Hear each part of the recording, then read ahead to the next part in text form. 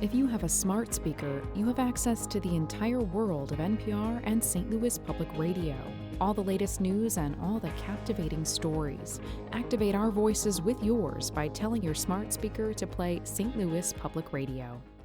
You could say that Bill Haas is a frequent inhabitant on the ballot. After all, the Harvard-educated attorney has run for state representative, St. Louis alderman, lieutenant governor, and congressman. And now Haas is making his fifth bid to become St. Louis's mayor. Haas joins us next on another edition of Politically Speaking. This is the Politically Speaking podcast, a candid conversation with the Show Me State's biggest political newsmakers. I'm Jason Rosenbaum. And I'm Joe Mannies. That's Eric Greitens, Navy SEALs running for governor, and I'm really glad to be on with you, Jason and Joe. I'm going to push back on these regulators. I'm doing this for the people. I was encouraged along the way, not just by my family, but by a lot of teachers and professors, and knew when I was in college that I would run for office someday. We're very excited about the prospect of having some more free market solutions. Even though after the conversation, I still might not agree. We want our listeners to get a real sense of what drives these people. They're actually people with a story to tell. And welcome to the Politically Speaking podcast. I'm your host, Jason Rosenbaum, a reporter with St. Louis Public Radio. Joining me in studio today is fellow reporter and fan of the film She's All That, Joe Mannies, who I've been vacant for a few weeks because I was doing some other stories and was also in Chicago because I'm a fan of something else, Hamilton, which I finally saw. And I thought you were just watching She's All That on repeat. And my other co-host today, Rachel Lippmann. I have not seen Hamilton or She's All That or Risky Business, which apparently lowers me in the esteemed eyes of some of the people in this room here. And we are continuing our series of interviewing the candidates for St. Louis mayor. We have as our special guest today Bill Haas. You're a member of the St. Louis School Board. 4 terms, St. Louis elected school board. 2 of them we had governance, and the last 2 terms I've been on, including at present, we haven't had governance. Have you ever seen the film She's All That? I've never heard of it, to be honest. That's okay. I'm sorry. That's how mortifying. Am I disqualified? No more so than I am at this point, then. I was just going to ask you if you thought Usher should have had a bigger play in that movie, but since you've never seen it, we're going to have to save that to another day. Usher's a musician? Yes, he's a musician. Yes. All right, so I got the backup question. Now I've known Bill for at least 20 years? Or 25. And so how long have you been running for office? I mean, I want our readers and listeners to be aware that you've been an activist on the political stage in St. Louis for a long time. Sure. So this is related to one of my I've never been interviewed by 3 people before. If I can't, I ought to get used to it if I'm going to be the next mayor. It's related to one of my favorite issues, that I'm a serious candidate and deserve a level playing field that I haven't got. So let me tell you what I see as my credentials that have made me believe that a level playing field would be nice. Yale and Harvard Law School, and I was an assistant law director 40 years for Kucinich in Cleveland, who became a congressman. 4 years or 40 years? 40 years. Did I? You said 40 years. 40 years ago. 40 years ago. 40 years ago. Yes. 77 to 79. Mm-hmm. Okay. And that's when my ambitions for mayoral public service evolved. I was in Vista between college and law school doing community organizing, where Obama did in Chicago and Detroit during the Vietnam War. So my interest in public service goes back that far. And I've been chasing it in St. Louis 25 years. This is my 5th run for mayor. I've won 4 elections for school board. I've won a very competitive congressional primary in the 2nd, outspent 25-1. I was 3rd out of 8 in the Democratic primary for lieutenant governor, outspent 10-1, 12% statewide. I pretty much carried St. Louis except for Susan Monte, I presume. And I've gone everywhere I've been invited. I've always put my money where my mouth is, 20 to 25,000 every election. And I think I've been given some gifts for public service, and I'm trying to find the place where God wants me to use them. Everybody acknowledges I probably have the best ideas in most races I've run for, and other people are picking them up, and that's flattering, but if they're my ideas, I'd like to be the one to implement them at City Hall. No, I looked at your results when you've run for mayor, because as you alluded to, there have been some races that you've won where you've done better than others, like when you won the 2nd congressional primary or when you got 3rd for lieutenant governor. But with the exception of 1993, where you ran as an independent and got 15%, I did. Your other times you've gotten anywhere from like below 1% to 3%. Well, I did. 4 school board races I kicked butt pretty good. But we're talking about for mayor. Well, we are. Right. And, So what has driven you to continue to run for mayor? Well, so it gets back. When I first decided that I wanted to be mayor, it was back in Cleveland. Then I moved here at age 44 in '88, and I said, if God wants me to be mayor, it'll be St. Louis. So that's sort of ambitious. But so I guess it's close to 30 years we've known each other. Time flies. Go ahead. It does.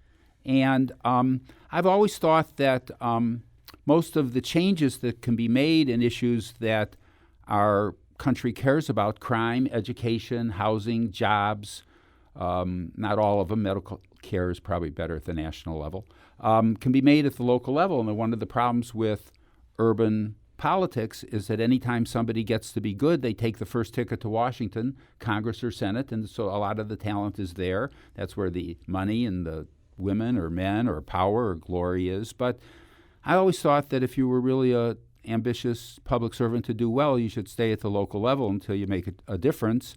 And then I lost for that 4 times, first against Bosley, then against Bosley and Harmon, then against Bosley, Harmon, and Slay, and then against Slay and Irene Smith. So running against incumbents there's not a lot of capital in that usually. But I thought I might have a chance, so I did. I stayed out of it in 2009 and 2013 because I didn't have a chance.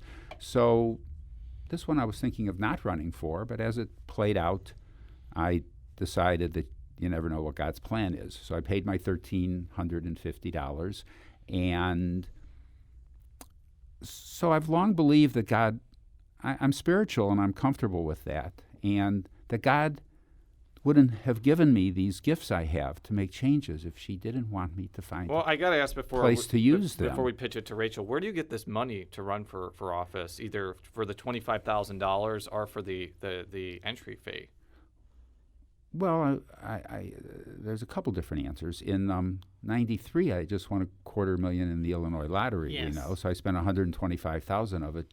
I thought it was guardian angel money, and I thought they wanted me to be mayor, and I didn't want to be cheap by $50 and lose it by 50 votes. So I spent $125 of the net $160, chasing my dreams of public service, and I wouldn't do it any differently. If God had a plan to get me elected, that got me the name recognition, that got me on the school board, that got me noted for being a serious candidate, good on the issues, and helped me with my other races I've done well in. And so who knows what God's plan is. But I've always felt that if I have these gifts, for me not to continue to chase them, thinking that God must have a plan for a place for me to use them would be disrespectful to her, and not have faith that she knew what she was doing, and not have faith in myself that people say, why don't you give up? Well, if you believe you have a contribution to make, why would you give up? It's what I want to do with my life, and life doesn't guarantee you anything, but it's always helpful to follow your dreams because you never know what God has planned for you. So the other part of your money, though, I mean, because since you did spend most of the lottery money the first time. Well, I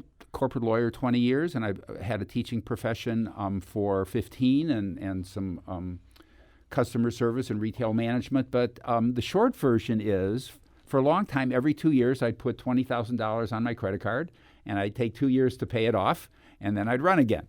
So state rep is not all paid off, I don't think. And then I ran for alderperson in Congress.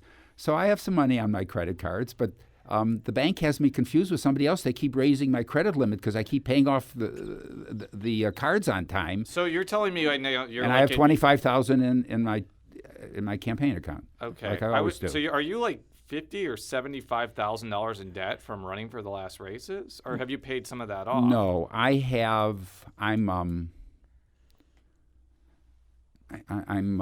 before recently, I was less than $20,000 Okay. in credit cards. Just want to make sure. And it's about the same now.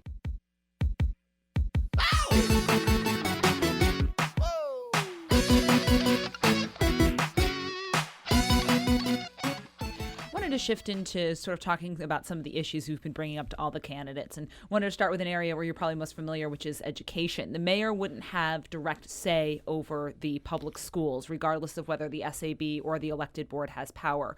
What role would you see the mayor having in education in the city?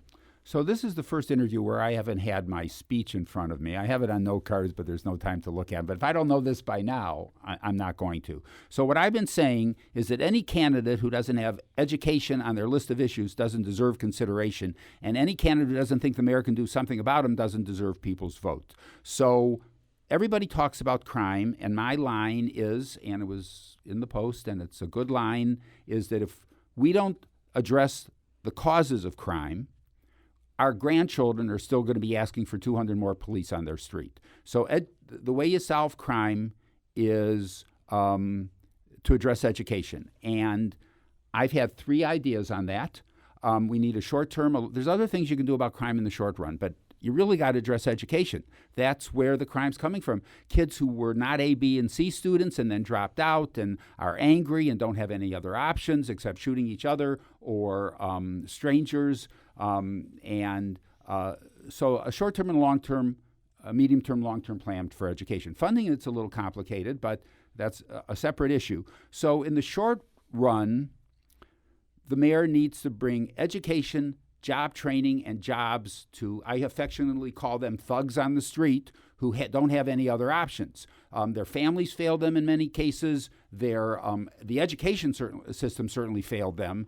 And as Chief Joseph said, of the Nez Perce tribe, said after the army chased them for a year, and they were out of clothes, they were out of food, most of their leaders were killed, and he put down his arms and he said, "We will fight no more forever." Okay, I need to just stop right there. Thugs on the street? Do you understand how that could be seen as offensive to people? Yes. I've taken that point before. So to call them troubled or misguided youth, I don't know if that makes people feel any better. But the ones who are committing crimes, if you're on the street and you don't have anything else to do, you're not going to be up to any good. So I've said that I mean it affectionately and fondly. And I could tell you the story how we were trying to do a tutoring program in the schools, and Floyd Cruz said, Let's keep on track. Yeah. Well, and I said, we need the better and older students in the program. He said, yeah, and you need some thugs too. So what he meant is you need some troubled youth telling their younger brothers and sisters about good behavior patterns because it would rub off on them. But in any case, if we have to have T-shirts saying Bill's Thugs, and on the back of the shirt, instead of saying school to prison pipeline, it says street to college pipeline, let's not get this. We can get distracted by whatever you want, but we need to bring education, jobs, and job training to the youth on the street who don't have any future. And as Chief Joseph said with the "We will fight no more forever," we need to say to our youth, we will fail you no more forever, and we've got to mean it and do it. So that's in the short term. So how do you do that as mayor? Right, then? right. And because the mayor, as you want to emphasize, the mayor has no direct control over the schools. These aren't even schools. These are kids on the street with no options, and you need to bring education, jobs, and job training to them. And if we have to go block by block, and we will, and I will, the line I use, are there any thugs who want some job training today? And you got to go, and generations of white folk have lied to them, and they may not believe that you're sincere.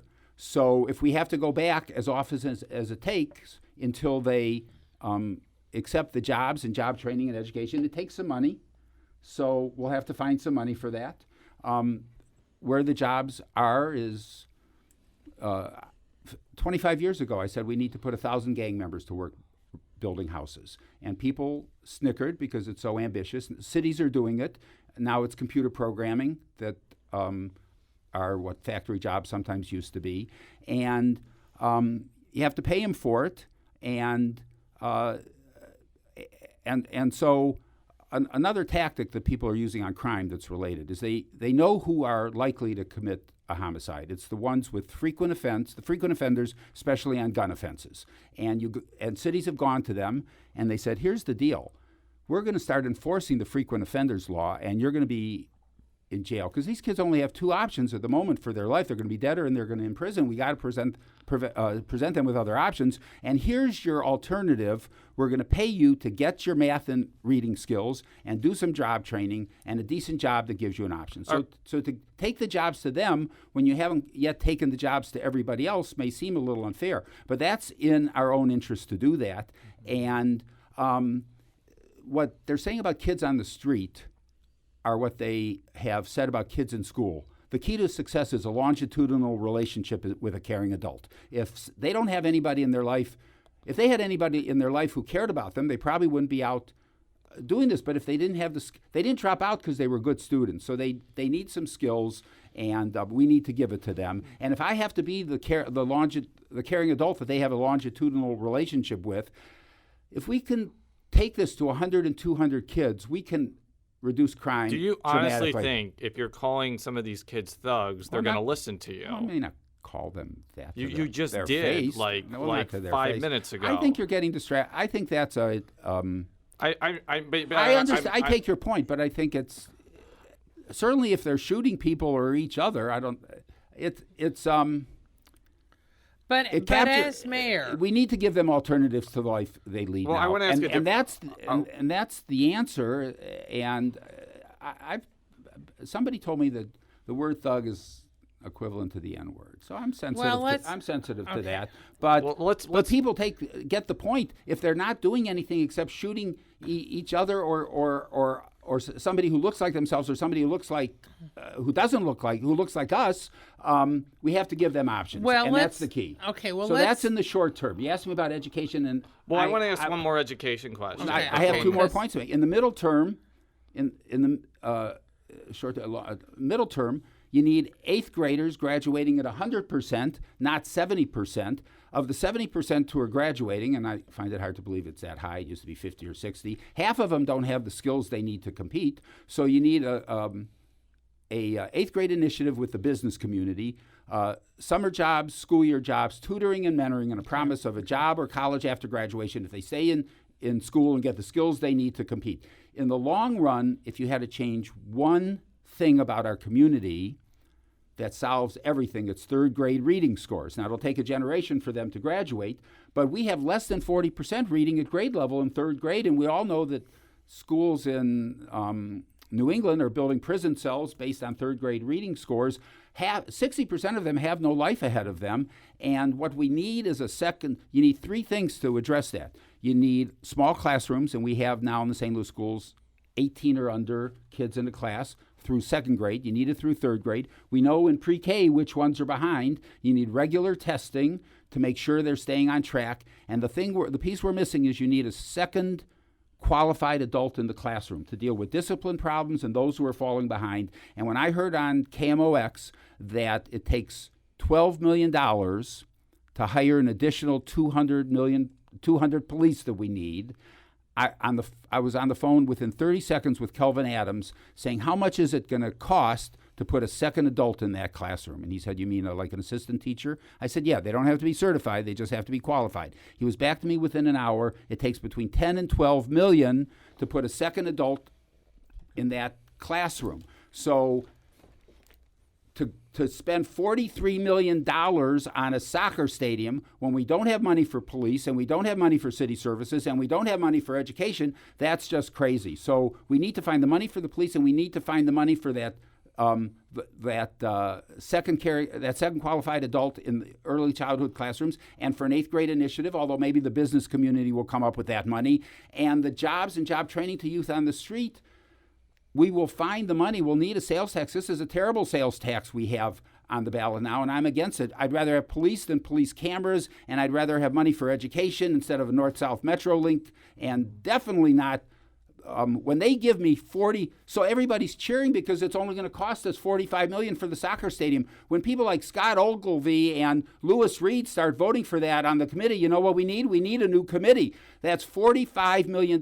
Scott Ogilvie was the one who said that with that money you could pay police officers another couple thousand a year. So when the community gives me $45 million for more police and for my education initiatives, then they can have their damn soccer stadium and not before.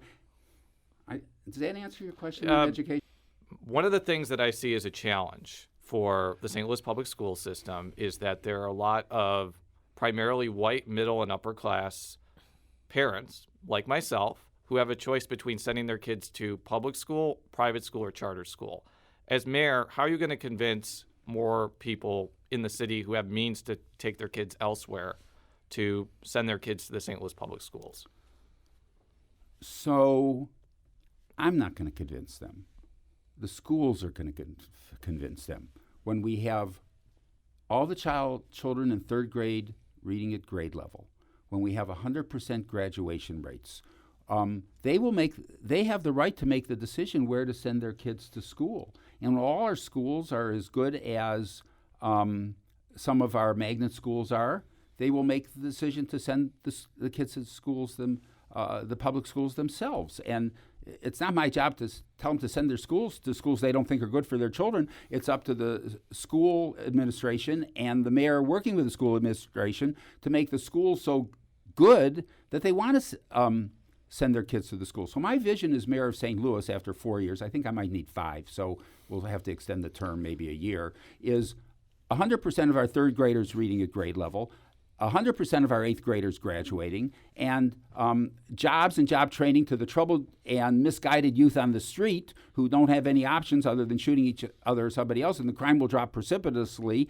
And then businesses and sports teams will be stepping all over each other to move to St. Louis, and then middle-class families will be comfortable moving back into the city, and those who live here now sending their kids to the public schools.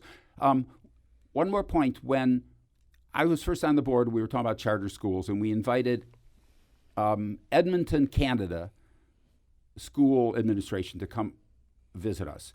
And what they said is whenever a charter school came up, they put a public school right across the street from them and made sure that that public school was more competitive than the charter school. And that's how they dealt with charter schools. Come on! Okay, now I want to shift gears a little bit because while your focus is on education, because you're a school board member, as we mentioned. No, it's not because I'm a school board member. It's because I'm a mayoral candidate. If we don't solve the causes of crime, our grandchildren will be asking for 200 more. And the cause of crime is poverty, and the solution to poverty is education. Okay. I know you know that. You're smarter than I am. I don't know about that. You should run for mayor. But here's my point. You were mentioning about the money that's needed for some of this stuff. Yes. Okay, if you look at police, which the mayor does have control over now, okay, there's been estimates, and this has come up at a forum that I just was at a day or two ago, mayoral forum. Yeah, one that I wasn't invited to, and they said it was because I didn't fill out a survey. They didn't send me a survey. Okay, now so there was an agenda there to We'll give you an opportunity to address what you wanted to address during that forum. Right. So Joe, go ahead and continue. Right. The point is that I'll hold you to that. Is that there were some of the candidates who said that we're about 200 police officers short of what we need to be. You had other candidates who said, Tashara Jones, for example, is recommending that social workers and others, more people with those professions, be hired by the police department to try to help. So my point is, what is your vision for what needs to be done at the police department, and where would you get the money to pay for this? All right, so those are good questions, as yours always are. We're authorized for 130 more police, as I understand. I get that from Lida. She thinks that we need even more than that, and others, up to 200. The figures for hiring 200 more is $12 million a year. There's other things you can do about crime in the short run. The best thing you can do, according to Jennifer Joyce, is requiring lock boxes in cars, because break-ins are where most of the guns used in gun crimes come from. There's maybe a problem with state law, but we need to try. You can take conflict resolution to the youth on the street. There's a housing project in Queens that you probably saw the article in the New York Times. It's about 70 square blocks have had no homicides in a year. And it's several things. One of the ways they do that is when they know there's going to be a confrontation between kids, they get intermediaries in there to say, if you shoot somebody, it's going to damage your life. So it gives them an option to save their pride. So That's all you got when you're on the street with no options is your pride. It's over shoes and insults, and they need a better life. We failed them a couple times. We need to be there for them. So the money is tricky. This sales tax we can't use for police pay.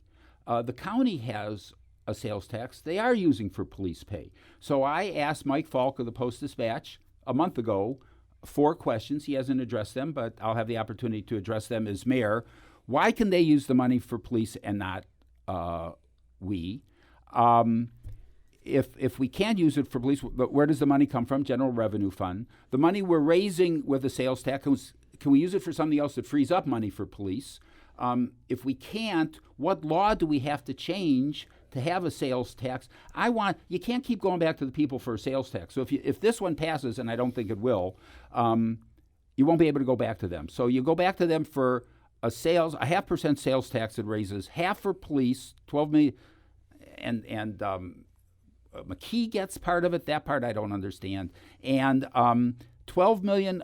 I need 12 million a year for 200 more police. I want 12 million a year for my second qualified adult in early childhood education, and the business community needs to step up on the 8th graders, and we're going to have to find. So I'm going to do it with a sales tax. The other idea I have for raising money, it's going to take a couple years, is to put a referendum to the people, because you can't impose it on them, legalizing and taxing the use of recreational marijuana. Now, to do that when it's not approved by state law is a little complicated. But a little tricky. Well, there was a governor once who, after a Supreme Court, and it's also illegal federally.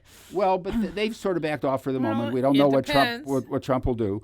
There was a governor once after a Supreme Court case said they passed it. Let's see them enforce it. So I don't want to get into it with the state, but it's good to get that on our radar. But it'll take a couple years to implement. So in the meantime, I want a sales tax that pays for police and education. And you ask what the mayor can do about education. If I have $12 million or more that I'm authorized to use with the school district because they can't, we just went to people for a property tax increase. We're not going to be able to do that again anytime soon. Here's $12 million, Kelvin. I have a good relationship with him. I built it over years. That'll be helpful as mayor. Let's hire that second qualified adult in the classroom. And the business community, they will do what's in their own interest. They want a safe city, too. They want a city with good education, too. And if you read my novel, what the mayor does when he's elected, Pink Collar Blue, is he goes to the business community, which I'm going to do, and he says, here's the deal. I need you to step up to my school district. I want 8th graders graduating, I want 3rd graders reading, and I want the kids who have dropped out having jobs. And when you do that, you can have all the toys you want. You can have your soccer stadium. What's up with improvements for Scottrade without a vote of the people? And the alder people who are going to pass that $70 million. You know how much I can do on education and police with $70 million? That's just crazy. Would you keep Sam Dodson in his job? Well, that's a nice question. And most of the people say, a lot of them I respect, say that he has to go. I think for me to commit to that is somewhere between prideful and unprofessional. So what I would do, and I hope I get the opportunity to do it, is to find out what all the criticisms are of him and invite him to the office. I should go to his office. You have to show respect and say, here are what people are saying about your leadership. What do you think the other side of these concerns are? And can we find the middle ground to make a better police department and with you as police chief? And then I think we should see how it goes. And there's something to be said for an African-American police chief. And people like my friend Antonio are talking about bringing somebody from out of town. I'd always rather have homegrown talent in our city departments than somebody from. You're telling me there's nobody in the police department, black or white, who would make a good police chief? I would try to work with him, and you only change. I sort of like him. He and I dialogued a little when he was thinking of mayor. I seem not to have got the email that they sent to all the white people telling them to get out of Lyda's way so she would have a clear shot. That's why I'm a pariah in the Democratic Party, among other reasons, I presume. But I would try to work with him, and if we can't do that, then it would be time for a change at some point. wanted to quickly touch on how the city uses its development strategy. Where are you on the way that incentives or other tax increment financing or other incentives are used? And just kind of briefly, what would you change as mayor in the way that the city uses these incentives? I haven't had a chance to look at my cards at all. It's been a rip-roaring conversation. Well, and 25 years and 10 appearances, and I'm always on the same page. So if I can't handle this, if I'm not ready now, So let's talk about the money we've given away on tax advantages, increment financing, and abatements. Everybody knows the figures. In the last 10 years, we've given away $300 million on tax breaks, $200 million of it for the schools. So I won't mention any names like Lida's, but some of our older people. You just did. Well, it slipped out. Let's just. I live. I don't know how to tell. Fine. Just continue your point. Well, sure. I don't know how to tell this to Lida. The Central West End is not a blighted neighborhood. I know. I live there. And when I asked her why she was giving tax abatements to every Tom, Dick, and Harry who applied, she said, "Well, they'll just go somewhere else, and everybody is doing it." That's not good enough for me. Do you think though that I've asked this as a rejoiner, if we give up all the tax incentives and Chesterfield or St. Louis County start wooing places over there, is that going to put us at a disadvantage? Well, there's different kinds of people asking for them. As you know, 85% of them have gone to the Central Corridor and only 4% north of Delmar. So I said this 25 years ago, and I'm still saying it. So either I can't get off the rock, or I believe it. If you build strong neighborhoods, a strong downtown will follow.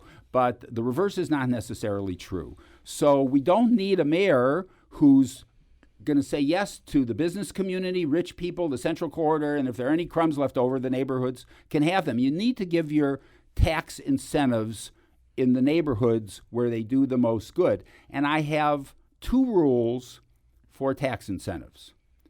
Because when you're giving a 10, 15, or 20-year increment financing or abatement, you need abatement for housing maybe. That's the best use of it, so especially if you're going to be using your troubled and misguided youth on the street to be trained to do that. 2 rules. Because if you're giving it 10, 15, 20 years, what you're saying is you're betting that nobody else will build on that property without the incentive in the next 10, 15, or 20 years. And that's a fool's bet. So especially Central West End, but real downtown, Central Corridor. So here are the 2 rules. Whatever we're abating, I want an increase in our taxes from day one. So maybe you can only abate 50%, not 100%. I want, if you're going to build with our help in abatements or increment financing, I want increases to the city from day one. And it may vary project to project. They're complicated issues that are not easy to generalize on. And the second thing is I don't want to lose one of our dollars for schools. $200 million we've lost for schools by betting that nobody else would ever build there. These are complicated issues which I don't understand all the details of. But I know that to give away $300 million over the last 10 years that we really needed for police, for high rises in the Central West End, that can't possibly be good for the city, and we're going to do it differently under my administration. Not loss of $1 from day one, and we're going to lose none for the schools, and if that's not good, and none for the sports, and if that's not good enough for them, they can go somewhere else. Now, one of the things that came up at that forum, but is also percolating. The one that I wasn't invited to fill out an application for because they didn't want a progressive white old man taking votes away from the black candidates. Yeah, I wish I were there. Bill. We want to save your time. Okay. I'm the best judge of where should the city it's used. I didn't be get a level allowed playing to field in this re-enter the county? I mean, that's an issue. Yeah, and because sure, it would save the city money in that a lot of the county functions would go away. And now the county would maybe have more responsibility, but they also would then get another share of tax dollars from city residents. So for city residents, actually, there's a question of whether or not they would save any money, just be different on who they would pay their taxes to. But my question is, what is your view of that? Yeah. And if you support it or don't, why? Sure. So it's a complicated issue. It's on none of my cards. It hasn't come up yet. It's not something I focus on. but it's something that we should be able to address. So let me mention 4 or 5 ideas that occur to me when I think about it.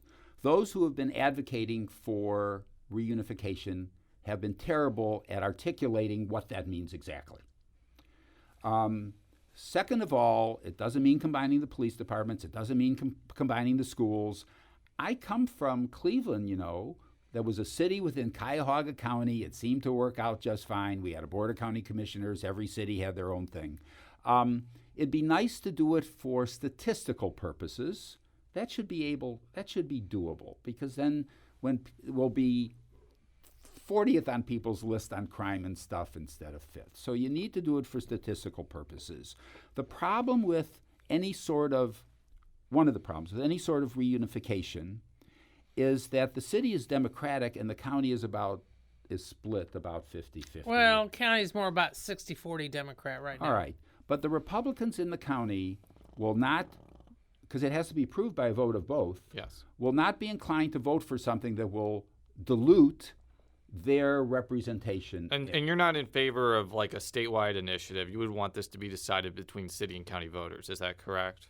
Or is that fair to say? Yeah, I think, that is. I hadn't articulated well, it has to that be way. Voted on by the city and by the county. I've been asking that question because I think that it's a strong possibility someone like Rex Singfeld may take it statewide because it may be easier to pass. But continue. So here's the deal. If we get our crime in order, if we get our education in order, which is how you get your crime in order, and we make this the city that other places in America look at to say that's how you do it in urban America, and if I didn't think I was the one to do that, I wouldn't be chasing it 25 years, then it'll be a lot easier to talk to the county about things we can do together. Mm-hmm. Now, combining county offices has some advantages, but city folk, we don't want to give up electing our people. It's one way we keep sort of a racial balance in our elected officials. So it's not on my radar as important, except maybe the statistical purposes piece. I'm about solving crime and education, not in reverse order is the causation piece. And it's like there was the environmental thing that I was forum that I was actually invited to, but I had to work because I'm in training and I had already missed 2 days. Nobody is greener than I am. And so if the environmental people want to tell me what I should be doing, I'll be glad to do it if it doesn't cost any money. But if you don't solve crime and the education piece that causes crime, you don't belong in the mayor's office. This isn't I can't think of the word. This isn't a placeholder's office. If you're not about making dramatic change, 2 things, if I can. I don't talk about my Yale and Harvard law much, but if you think you're smarter than anybody else, you've sort of missed the point. My attitude about that is you might not be a lot dumber than everybody else. So you figure if anybody can sort this stuff out, why not I? Why not you? And you don't set limits for yourself. And when the first 10 things you try don't work, you have the confidence that you will find the answer. Everybody's smart if encouraged to be, often in different ways. Mm-hmm. I'm pretty smart in some ways, like thinking of issues, finding middle grounds, being creative when solutions don't work, and setting your vision high. The fact that I've run 5 times shouldn't mean everything, but it should mean something, because if you don't think these problems are solvable and the confidence that you are one of those have a contribution to solve them, you won't have any chance at all because your vision won't be set high enough. So I say to the people in speeches and here, if we're wrapping up or whatever, mm-hmm. if I don't get this, that's my loss because it's what I want to do. But I think it's their loss too, because I think I'm the best candidate ever to stand before them and ask for their vote. And if you can do it, it's, as they say in Texas, if you can do it, it ain't bragging. Do I have another minute? You have 1 more minute. 1 more minute. Fine. And you just made a great closing statement. Well, so this is related. I have a new dog, Elvis the Hound, and he was in the shelter for a year. He was so shy. And so when we started dating, and then I took him for his first walk, and he started getting hysterical because he was near some people, I put my hand on him, and I said, Elvis, we've got this. And he calmed down, and we just had our 5-month anniversary. So I'm telling to the people of St. Louis, I've got this. And with me as your mayor, we got to do it together. We've got this, and I hope I get the chance to show them that. Well, we want to just say thank you for coming in here. We've given you 40 minutes, and we want the people of St. Louis to get the most information about their candidates as possible. So for all of our stories, stlpublicradio.org.